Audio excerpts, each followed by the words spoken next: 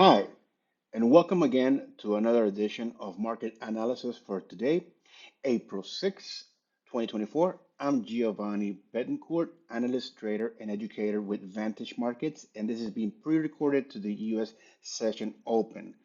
So we're seeing so far this morning that the S&P is up about 0.24% and the Nasdaq is about up 0.18% as market participants looked ahead at a fresh batch of corporate earnings reports and remarks from a host of Federal Reserve officials.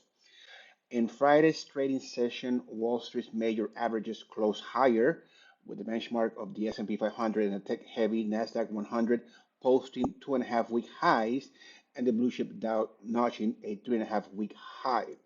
The U.S. Labor Department's report on Friday showed that non-farm payrolls rose by 175,000 jobs last month, significantly below the consensus estimated of 238,000 and the smallest gain in 6 months.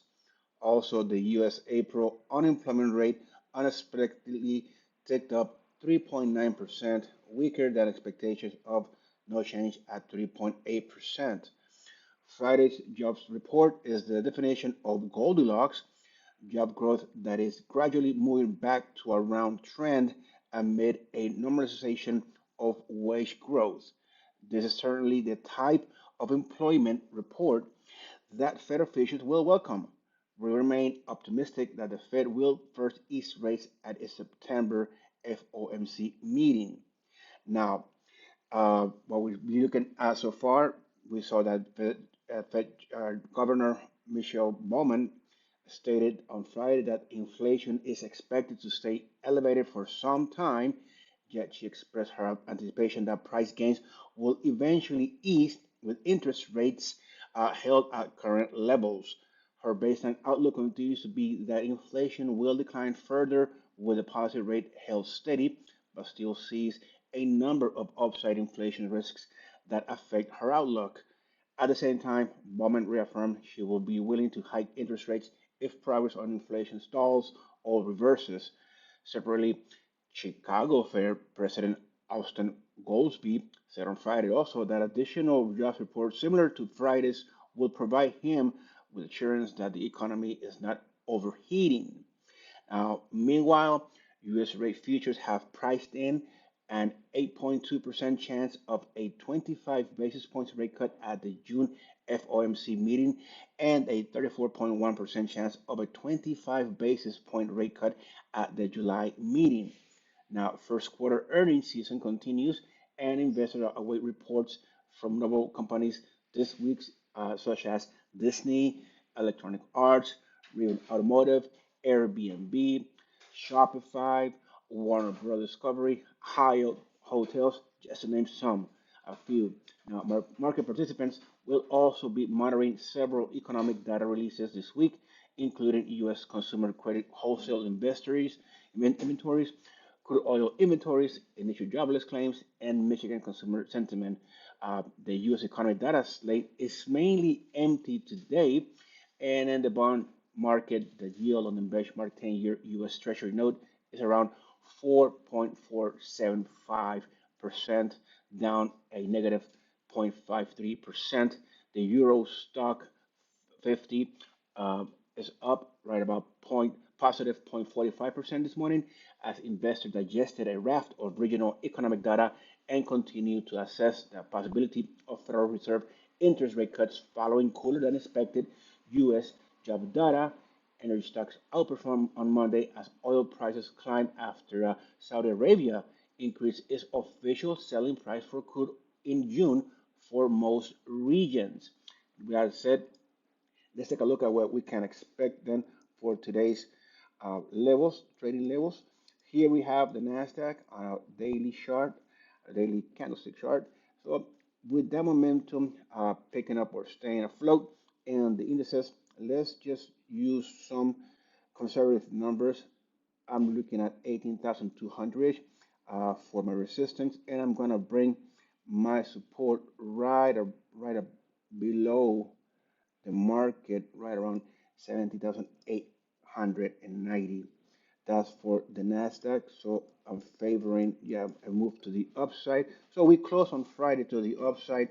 Technical analysis teaches us that if we do have a positive day closing higher, if we do have a close higher on Friday, then on Monday, if we see that the market also closes higher, then we should have a uptrend during the week.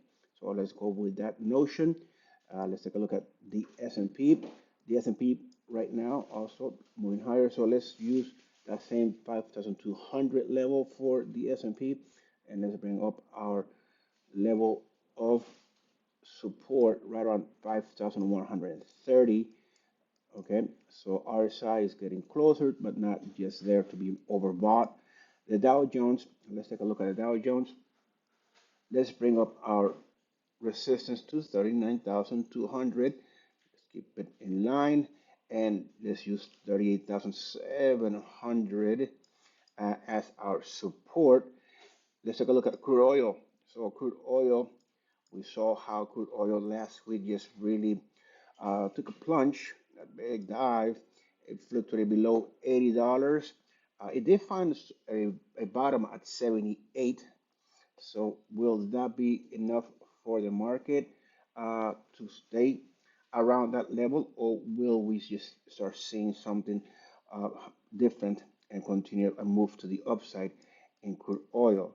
Now, let's just figure out and use a lower level for support, and I'm gonna use 77.50. I'm gonna bring down my resistance to $80. So that's our target for today, $80 on crude oil. Nat gas, nat gas. Okay, so nat gas has moved to the upside. I was looking at gas, nat gas would be doing this a while back, and now it did it just now. It had been within range for a long time. It did open with a strong gap up, however, so that strong gap up has been closed. So the momentum to the upside is on our favor, but RSI is entering, it's about to enter the overbought territory. So, be careful on that. Now, we could continue seeing that, we could continue seeing a movement to the upside in that gas. So just be cautious on that. Let's be conservative. I'm gonna use 196 as my support. No, wait. Actually, I'm gonna use 192 right there for support. Okay. So as far as crude as gold goes, okay. So gold is creating that perfect setup for a breakout, equal highs, equal lows. So will gold continue just to churn between this level around 2300, creating that pivot point for gold? So that 2300 being a psychological support level can be created as a also now as a pivot. So will the market come down towards it? If it's below it, will the market come up to it? That obviously that creates a scenario for a lot of scalping, for a lot of traders that like scalping. So keep that in mind. I'm just continue to see gold staying within this particular range. Something outside of that range, let's see if that will happen for gold. Okay, all right. So now let's take a look at silver. Well, silver, the same token. Actually, silver has broken out of this particular scenario. So let's use 2780 as our resistance, and I'm just gonna bring up just shy of yeah, 26,100. So favoring buying silver. Then we have copper. Copper, I am going to speculate because that's our job, speculators, that copper has finally broken out of that particular same uh, scenario of that trading range and moved to the upside. So $4.70, 68 cents will be our target. However, we are just about to enter in the RSI overbought territory, so keep that in mind. Now, as far as the currencies goes, let's just see. So as far as the currency goes, we have the euro. moving to the upside, strongly moving to the upside. So let's see if we were able to pick our head above 108.